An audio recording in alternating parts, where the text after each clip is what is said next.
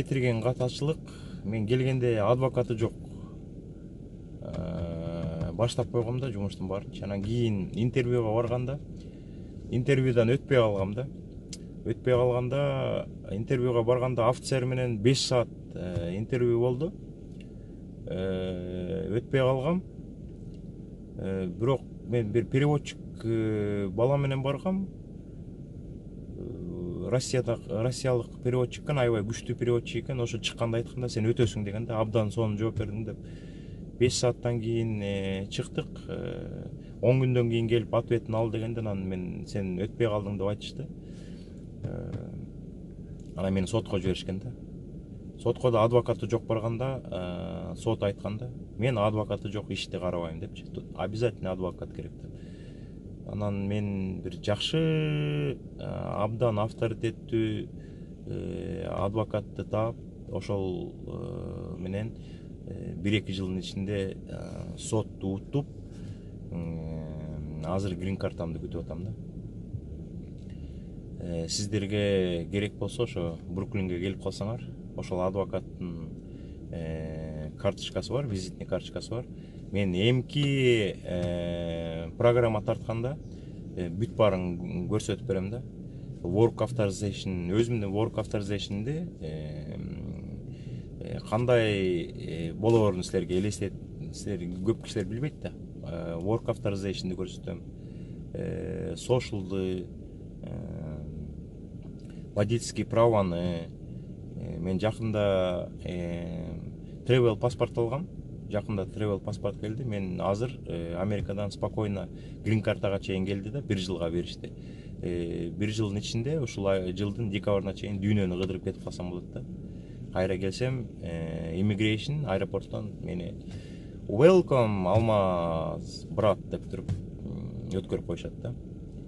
Эмки видеону көрсөңөр, мен ошол жактан дагы жакшы информацияларды бүт баарын тактап көрсөтөм. Бирок эми документтердин бүт баарын көрсөтөм, бирок эми баягы керектүү жерлерин жаап коем. Номерлерин дегендейчи. Силерге баягы представление болсун деп атам да. Ошондой достор. Салам достор. Бүгүн Америкада 9 апрель. Мен көчөгүнө Нью-Йорктон жүк алып чыгып, бүгүн Огайо штатына келгем. Өткөндө айткандай, мен азыр жашап аткан жер жакшы жер да. Эки жака өткөндө эле үйгө кире бересиң да. 2 жумага кетсең, үй башка жакта болгондо 2 жумадан кийин үйгө барасың да. Меники болсо 2 жака өткөн сайын эле үйдөн как раз Колумбустан өтүп калам. Үйгө 1 күн, жарым күн, 2 күн боло берем да. Бүгүн 5-чи күн. Суббота, воскресенье салып алып, понедельник күнү жумушту улантабыз. Анан жолдон келатып, каналды карасам, биздин катталуучулардын бири 2-3 суроо бериптир да. Ошого мен өзүмдүн башыман өткөн нерселерден мисал келтирип айтып берсем болот экен да. Негизи Америкага келатканда бүт нерселерди аябай жакшылап тактап алып келиш керек да. Биринчиден кайсы шаарга, кайсы штатка келесиңер. Ошол абдан көйгөйлүү вопростордун бири да. Экинчиден, силерди бул Америкага келгенде тозуп ала турган киши болсо абдан жеңил болот да. Анткени силер бөтөн эл, бөтөн жерге келип атасыңар да. Бирөө тааныштар, туугандар, жору жолдоштор, катыштар болсо Америкадан аэропорттон тозуп алышат. Аэропорттон тозуп алып келип керек болсо бул жактан эртелеп квартира таап койгон жакшы да. Силер келгенден кийин сразу квартирага кирип кеткендей. Дагы бир маселе, жумуш иликтеп койсо жакшы да, жумуш таап койсо. эчтеке кыйналбай туруп мuyакка келип квартирага даяр болсо бир күн 2 күн эс алып алып ары бери басып анан жумуш даяр болсо жумушка чыгып кеткен жакшыраак да. Мен 2013-жылы келгенде мени тосуп алышкан да. Мени тосуп алып JFK аэропортунан Бруклинге алып келип даярдап койгон квартирага киргизип кафеге барып 1-2 саат кобурашып отуруп анча мынча нерселерди айтып берип мен деген бир күн эс алдым. Бир күн эс алып туруп мага жумуш даярдап коюшуптур. Бир күн эс алгандан кийин эле жумушка чыгып кеткем да. Абдан жеңил болгон да. Кыйналган эмесмин эчтекечи. Баары шарт болуп кеткен. Ошо сыңаруу анан бул жака келгенден кийин кээ бир кишилер айтып берет. Кээ бирлер жашырып айтпай коет. Ар кандай кишилер болот да. Ошон үчүн бул жака келгенде информация көп болсо, силер Америкага келердин астында көп нерселерди тактап алып келсеңер, ишиңер бат-бат жүрөт да. Анан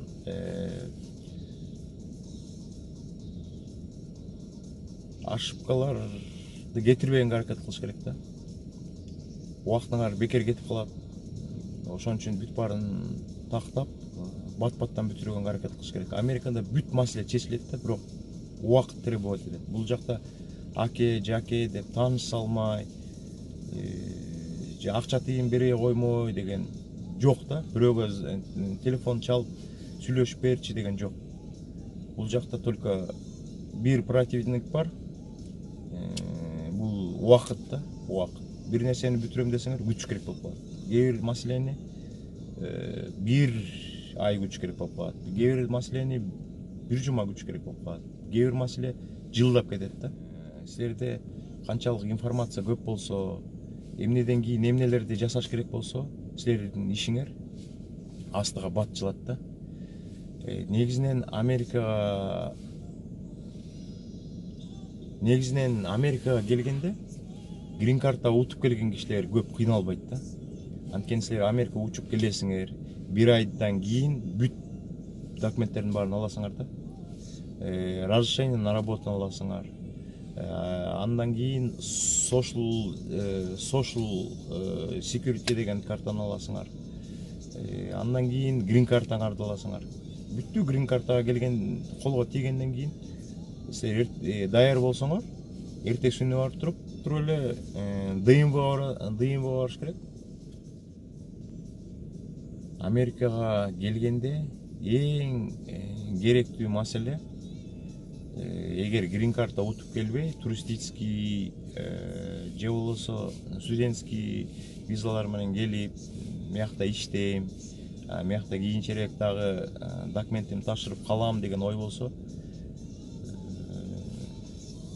адвокат менен иштеш керек да. Өзүңөр деле документ даярдап тапшырсаңар болот, бирок кийин баары бир эле адвокатка такаласыңар да. Адвокат абдан керектүү нерсе да. Анан бул жакта Америкада адвокаттын түрлөрү болот да. Ар кандай адвокаттар бар. Кээ бирөө силерге жакшы көңүл бурат, кээ бирөө жаман көңүл бурат, кээ бир аферист адвокаттар бар. Кээ бирөө акчаңарды алып алып, бербей, кыйнап, созуп, ишиңерди жакшы бүтүрбөй, ошондой эми көп көргөнбүз, көп укканбыз. Биздин жарандардын кыйналганы дагы болгон да, адвокаттардын аркасынан.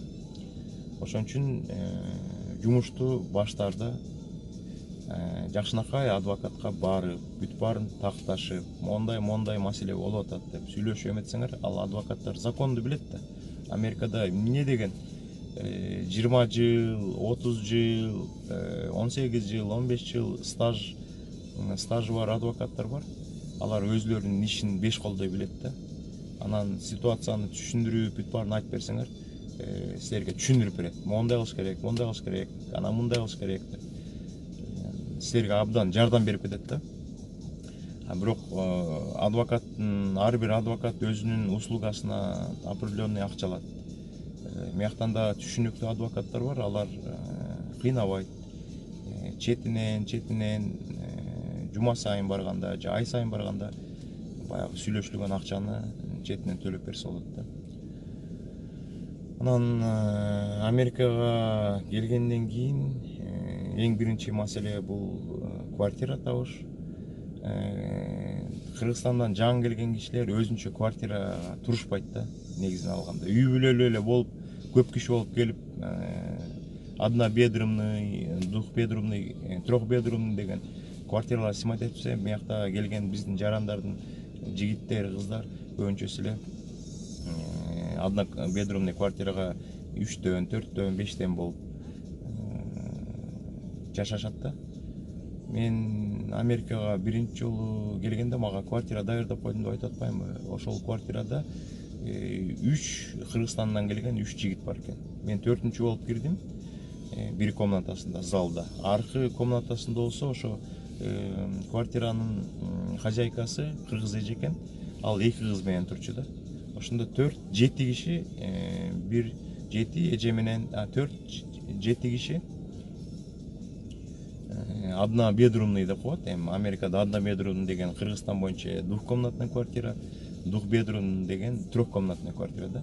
Анан кийин документтерин бүт баарын алып, жакшынакай жумуштарга кирип, жакшынакай зарплата алып калганда анан башка штатка кетишет. Өзүнчө однобедрумный квартира снимать этишет, двухбедрумный квартира снимать этишет. Негизинен алганда азыр точносын билбейм, бирок биз келгенде 300, 400, 450 долларга айына квартира снимать этишчү да.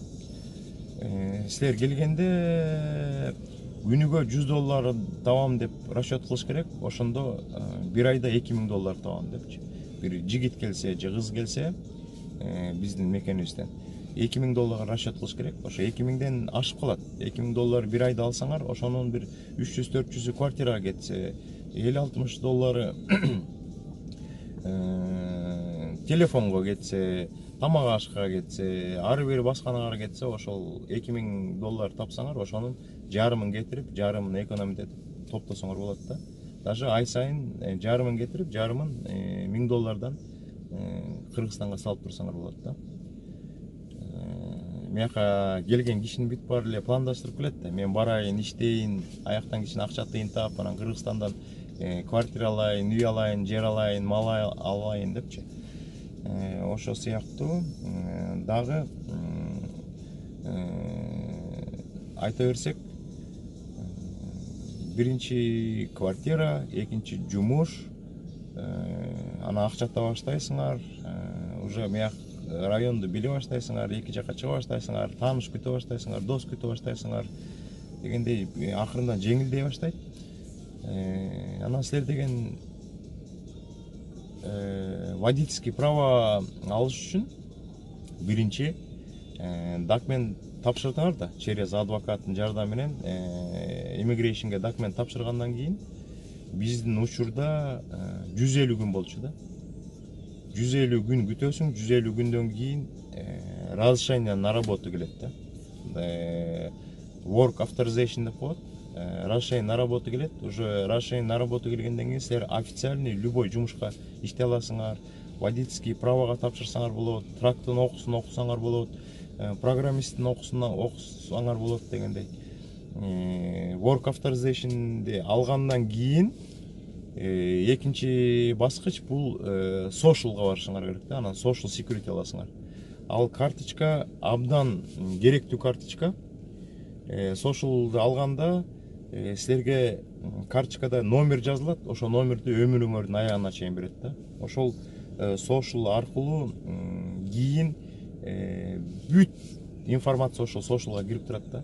Силер үй алдыңарбы, машина алдыңарбы, кандай жумушта иштейсиңер, силердин карызыңар барбы, жокпу, social абдан мааниси чоң документ да. Анан work authorization'ды алгандан кийин, social колго тийгенден кийин Кыргызстанда гай болсо, бул Америкада DMV деп коет. DMV-ге барасыңар, эң жөнөкөй жанагы водительский правага тапшырсаңар болот да. Негизинен водительский право алыш үчүн DMV-га барып, жанагы алар point менен берет да. Силердин social'ыңар болсо, work authorization'ыңар болсо,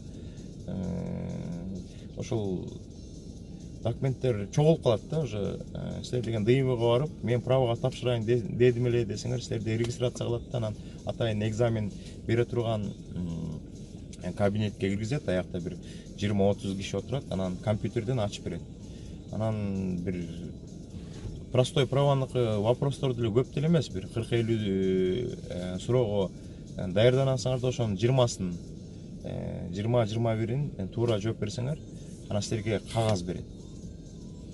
Бүттү, экзаменде тапшырды деп. Анан ошол кагазды алып алып, силер автошколага барышыңар керек. Автошколага барып көрсөтөсүңөр, аяктан лекция угасыңар, телевизордон бир правила жөнүндө бир эле күн кетиресиңер да. Анан айтат, вождение канча күн аласың деп. Мен бир эле күн вождение алгам. Кыздарга оор да, алар бир жума, 2 жума, кээ бирөө 1 ай, 2 ай сабак алышат, вождение кылып. Шаардын ичинен айдатат, правиланы көрсөтөт, инструктор келип. Анан даярмын дегенден кийин алар роуд тестке силерди очередке коет. Анан силердин убактыңар келгенде өзүңөрдүн машинаңар менен барсаңар болот, таанышыңардын, досторуңардын, же болбосо ошол автошкола өзүнчө машина берет, анан ошо менен барып роуд тестке барасыңар. Силерди жеткирип алып барат, анан роуд тестке баргандан кийин ошол водительден сурасаңар, ал билет, ошо трассаны көрсөтүп берет. Могул жерде мондай барасың, тияктан тияка барасың, мияктан поворотникти унутуп калба, тигүү деп. Анан автошколдон үйрөтөт негизинен алгандачы. Параллель паркинг, кандай бурулуш керек, светофордон кандай токтош керек, знактардын бүт баарын көрсөтүп берет. Анан силерге деген бир англисче сүйлөгөн инструктор жаныңарга отурат, айтып турат, тияка бурул, мияка бурул, түз айда, парковка кыл деп. Бүт баарын жакшы тапшырып келсеңер, анан силерге ошол жактан эле кагаз берет, документ берет. Силер ошол документ менен уже машина айдай баштасаңар болот да. Отдельно отуруп эле машина айдай баштасаңар болот.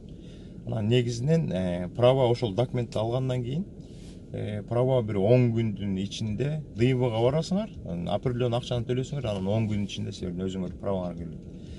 Анан баягы мен айтып атпаймынбы? Билбесеңер көп ошибка кетирип алышыңар керек болчу. Ошибка кетирип алышыңар мүмкүн дегендейчи.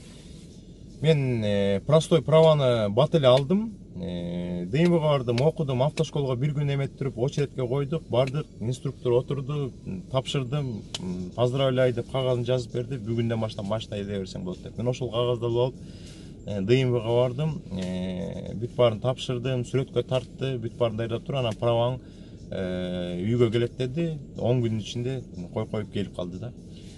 Анан башында эме трак жөнүндө ойлонгон жокмун, эми таксиге барсамбы дедим да, анткени мыякта TLC деп коет да, CDL деген commercial driver license, а TLC буну таксиники да, Uber айдасаң болот. Анан Нью-Йорктон таксиге барайын десем, 6 ай күтүш керек деди да. Простой права алгандан кийин 6 ай күтөсүңөр, 6 ай баягы кичине экспириенс алсын, опыт алсын дейт го дейм. 6 ай күткөндөн кийин анан барып TLC'нын өзүнүн офиси бар, такси айдайын десеңер. Аяка барып, офиске кирип, бүт баарын такташып, алар адрес берет, даярданып, 3 күн сабак өткөм да ошол жактанчы. 3 күн сабак өттүм. Аягында бүт баарын тапшырып, $1000 кетирип, TLC'нын правасын алып, бирок бир да жолу бир күн дагы таксиге иштеген жокмун да. Ошону окуй эле койсом болмок экен да. Анан тракали иштеп кеткем да. Трактыкы болсо мен ошондо ашыпка кетирген себебим, мен да ойлоп калып турмун, мага эч ким информация берген жок. Сурасам, бир эки кишиден сурасам, ооба ошондойго деп койду. Мен ойлоп калдым, СДЛ алыш үчүн, тракта иштеш үчүн 6 ай күч керек окшойт депчи. Простой право алдым, анан 6 айдан кийин тапшырам го экзаменди деп, ошо 6 ай даярданып жибердим да. Жумушка барам, келем, күн сайын 1 саат ошол вопросторду даярданчумун да. Ошентип билбестик кылып, көрсө СДЛге commercial driver license'ти алыш үчүн экзаменди простой право алгандан кийин эле эртеси күнү барып эле баштасаң болот экен да. Мына мен аябай чоң ката кетирип 6 айымды жоготуп койдум да. Ошентип анан мен даяр болуп калгам да. 6 айдан кийин бардым ДМВга. Билген эмесмин да. Анан 6 айдан кийин автомат болуп калгам да. Бүт вопросторун билип калгам. СДЛге тапшырыш үчүн трак айдайм дегенде абдан көп вопроска даярданыш керек. 450 500ге жакын вопроска даярданыш керек. Анан 3 түрлүү экзамен тапшырат да. General, Combination, анан үчүнчүсү кандай эле? Аны такташ керек да. Анан бул простой право алыш бат эле. Ашып кетсе бир күн кетет, анан вожденияга 1-2 күн чыгып коюп, анан күтүп көп кыйналбайсыңар. СДЛдики кичине оорураак да. Анан СДЛди алганда көп кишилер жанагы 3 экзамен тапшырат деп атпаймынбы? Мен да ошо көп балдарга ДМВга барганда кезиктим, таластык балдарга кезиктим, оштук балдарга кезиктим. Бишкектен келген чүйлүк балдарга кезиктим, өзбек балдарга кезиктим, тажик балдарга кезиктим. Кээ бирөө ушундай балдар бар экен, жанагы 3 экзамен тапшырыш керек, General, Combination, үчүнчүсүн эстен чыгып атат. Ошол Generalды бир таластык бала айтат, 8 жолу тапшырдым дейт. 8-нчи жолу тапшырып өтпөй калып, бүгүн 9-нчы жолу келдим тапшырып деп. Мен болсо катуу даярданып баргам да. 6 ай окудум да. Анан биринчи күнү киргенден кийин эле 2 түрлүү экзаменди подряд тапшырып салдым да. Тапшырган үчүн көп деле акча төлөбөйсүңөр. 5-10 доллар эле да. 2 экзаменди шак тапшырып салдым да, анан 1-2 күндөн кийин барып туруп 3-чү экзаменди тапшырдым да, анан сразу алар ошо кагазын берди. Роуд тестке даярданып, баягы автошколага оку деп. Автошколага бардым, орустар иштеткен ошо Брайтан бештин ар жагында автошколага барып, аяктан 1 жума окуйм деп акчасын примерно 700 доллардай кетти го дейм. 700 доллардай кетти. 1 жума толук эмес, где-то 3 күн шаардын ичинен кичине тракт айдатты го. Аябай оор болот экен да, биринчи жолу тракт айдагандан кийин. Мен азыр 6 жыл болду тракта иштегениме. Жеп жеңил болуп калат да. Жеңил машина айдагандай эле болуп калат. Башында аябай оор болду, корктум. Анан бүткөндөн кийин аякка да роуд тестке очередке туруш керек болду. Мен 1 ай очеред күттүм. Кээ бирөө Нью-Йоркто, Бруклинде тапшырат. Мен Бруклинден тапшырдым да, жашачумда. Анан кээ бирөө болсо Стейтен Айланд деген Веризана мосттон кийин Стейтен Айланд барат экен. Анан тиги автошколада иштеген аякта иштеген кишилер айтты, сенин трагың жок да, биздин трак менен барасың, анан рент төлөшүң керек. Анан Веризана мост менен өтүш үчүн дагы акча төлөш керек деп аларга да акча төлөп бердим. Анан апарышты. Стейтен Айланд деген жерге барып, аяк трак боюнча отдельный видео тартыш керек да. Ал түшүндүрүш көп да. Аны аякка деле ошондой барып, трассаны бир сыйра көрүп алыш керек. Каяктан буруласың, канча спидинг тигүү деп. Мен биринчи жолу Стейтен Айландга барып тапшырганда бүт баарын айтып берип, инструктор жаныма отуруп, анан кеткенде мен 35 деп турган жерден 40-45 мен айдай бергенде инструктор бакырып ийди да, кайра артты көздөй айда деп. Анан келсем эле, жок өтпөй калдың деди, настроение түштү. Анан кайра жакшылап даярданып, 1 ай күтүш керек болуп калды. Ошентип анан экинчи жолу тапшырып, анан баягы праваны алгам. Праваны сен роуд тестти жакшы тапшыргандан кийин инструктор сразу ошол эле жерден на месте кагаз жазып берет. Бүттү, ошол убактылуу да алчы. 2-3 айга берилеби. Ошол менен эле уже тракта иштеген жигиттер менен чыгып көрүп келейин деп Американы кыдырып иштеп жүрө берсең болот да. Анан ошол кагазды алып алып, ДМВга барасың, ДМВдан определенный акча төлөйсүң, сени сүрөткө турат. Анан драйвер лайсенсиң, commercial driver лайсенсиң 10 күндүн ичинде почта менен үйүңө келип калат. Америкада бүт почта менен, почта ушунчалык өнүккөн, UPS, FedEx деп бир информация болсо эле сага кат келе берет. Ошол анан почтада аябай надежный болуш керек. Кагаздар жоголбош керек.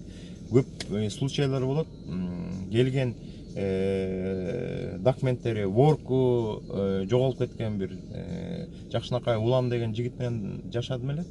Уландын ошо келген расширение на работосу келип жоголуп, кайра иммигрейшнге дополнительный акча төлөп, ошентип убар болгондо ошо почтадагы аябай надежный болуш керек.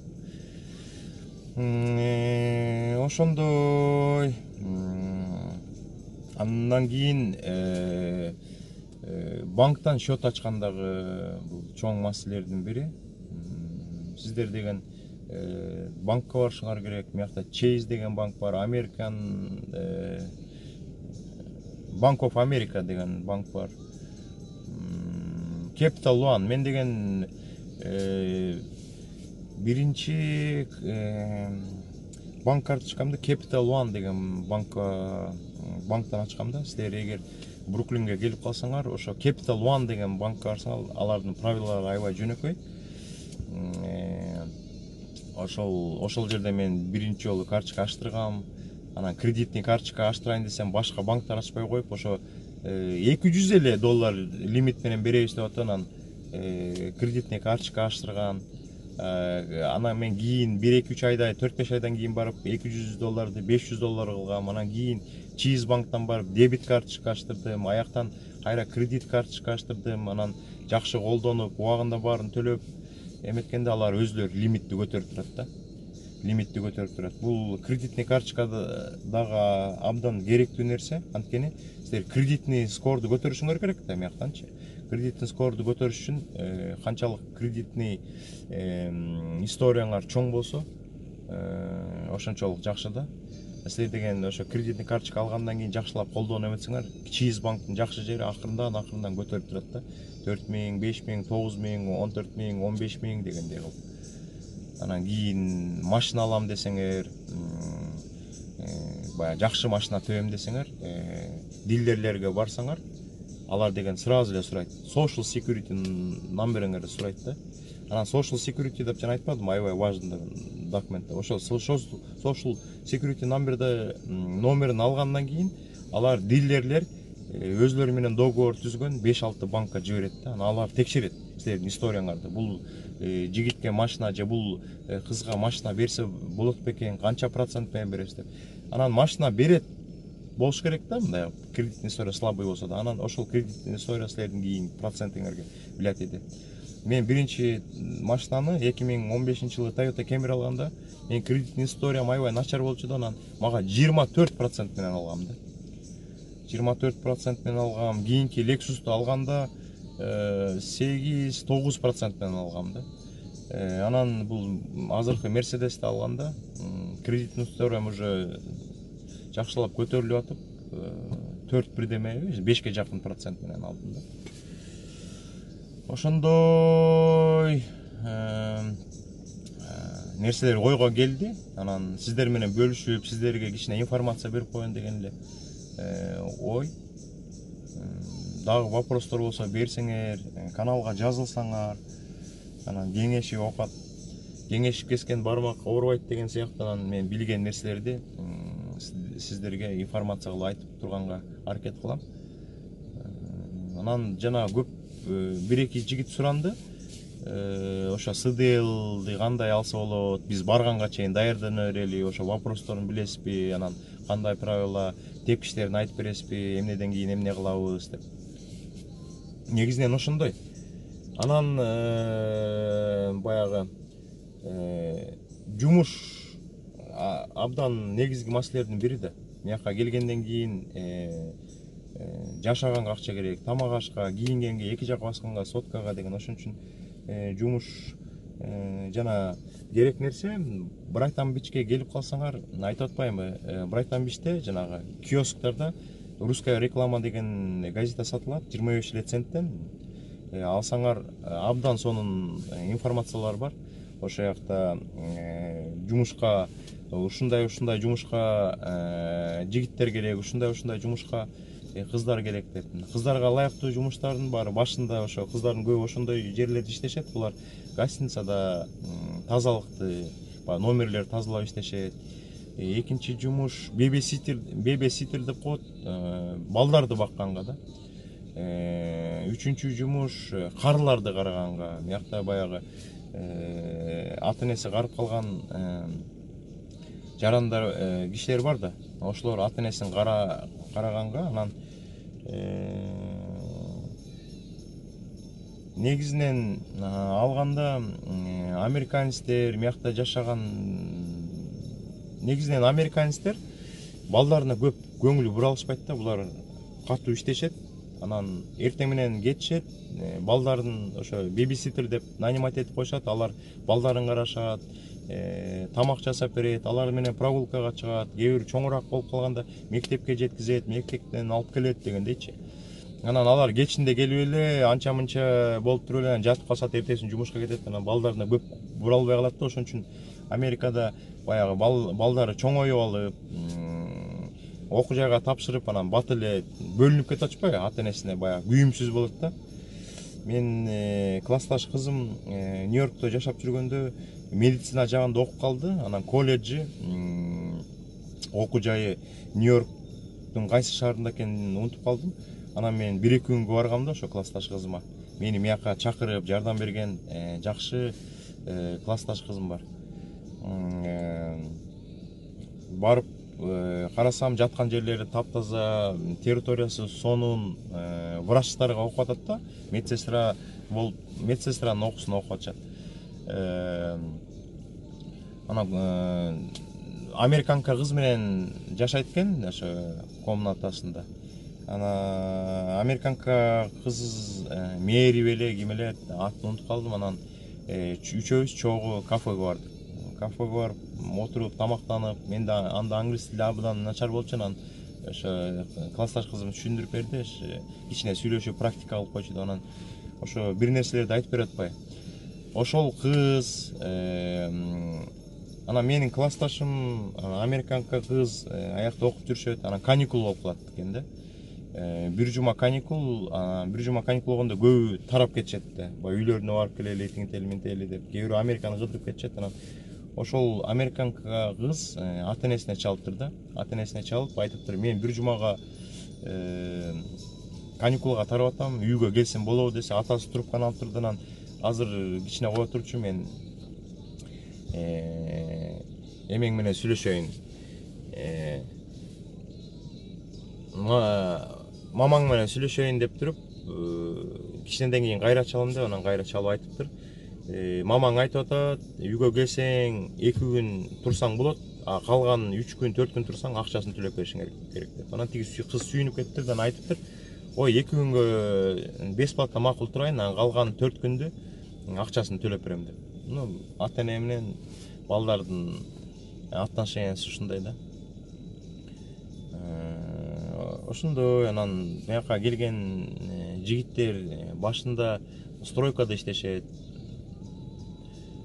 Кыргызстанда баркталбаган жумуштар Америкада аябай баркталат да. Биякта электриктер жумуш табылат, стройкада табылат жумуш, грузчик болуп табылат.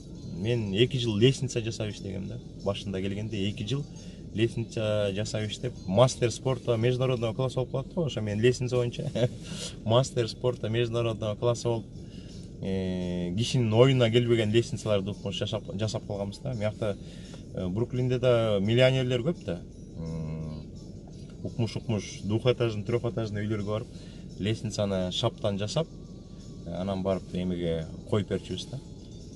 Анан кийин тракка окуп, анан ошо кийин кеткем да. Лестницада 2 жыл иштеп, анан бир 2 жылдан ашыгыраак анан тракка чыгып кеткем. Ошондой достор, баары жакшы болот. Просто информацияны чогултуш керек. Каталчылык кылбаганга аракет кылыш керек. Ошондо баары жакшы болот. Кийин Анан мыякта ошто жумуштарды иштеп бүткөндөн кийин алар андай жумуштан өйдөрөөк таксиде көбүрөөк табылат. Андан кийин азыр көп кыздар жигиттер программисттин окуусун окуп атышат. Анан Америкада эң патолог бул трак да. Билбейм, трактан өйдө тапкан жумуш деле Америкада жок го дейм. Башка жактан келген жарандар үчүн. Программисттер болуп иштеп жүргөндөр кээ бирөө жок болбойт экен деп трактын окуусун окуш керек болуп деп тракка өтүп атат. Анан көп эле кыздардын, жигиттердин баягы максаты трак болуп калат да.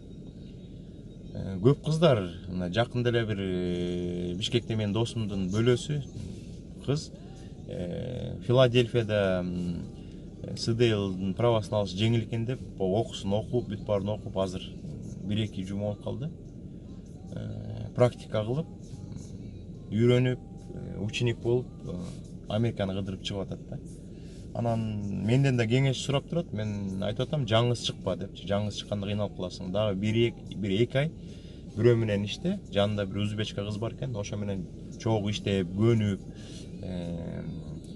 аңгыз-чеңди көтөрүп, кандай жүк алат, кандай жүк таштайт, weight stationге кандай кирет, кандай бензинди куят, бүт нерселердин бүт баарын лоудбук менен кантип иштейт, дөңгөлөктөрдү кантип жылдырат, вести тууралап жүрүш керек. Толтура нюанстарчы. Башында аябай оор болот. Анан кийинчерээк опыт алганда жеңилдебесе.